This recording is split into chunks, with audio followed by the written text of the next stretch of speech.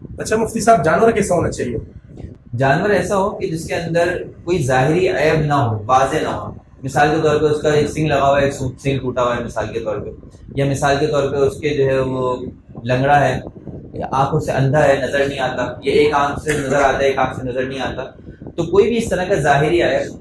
جس سے جو ہے اس کی جسامت کے اندر، اس کی ساخت کے اندر اثر پیدا ہوتا ہو، تو ایسے ظاہری عیب والے جانور کو جو ہے وہ قربانی میں دینا جائز نہیں ہے. قربانی کے جانوروں کے عیب پہچاننے کے بھی طریقے ہیں کہ آپ کو اگر اس کی نظر کو پہچاننا ہے تو کس طرح پہچانا جائے کہ اس کو گھاس دکھا دی جائے دور سے، اور اگر وہ گھاس دیکھ کے اس کی طرف چل پڑتا ہے اس کا مطلب یہ ہے کہ وہ اندھا پینا اور اندھا نہیں ہے. ایک آنکھ بند کر کے پہلے ایک کام کر لیا جائے، دوسری آنکھ بند کر کے پھر یہ کام کر لیا جائے. یہ اس جانور کے بارے میں جس کے بارے میں شبہ ہو رہا ہے آپ کو کہ شاید اندھا ہے،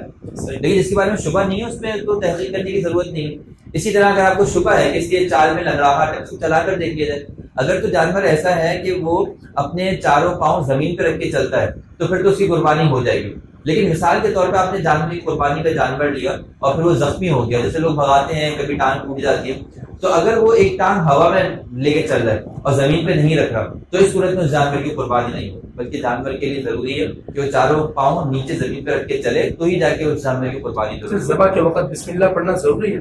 جی ہاں بالکل. اگر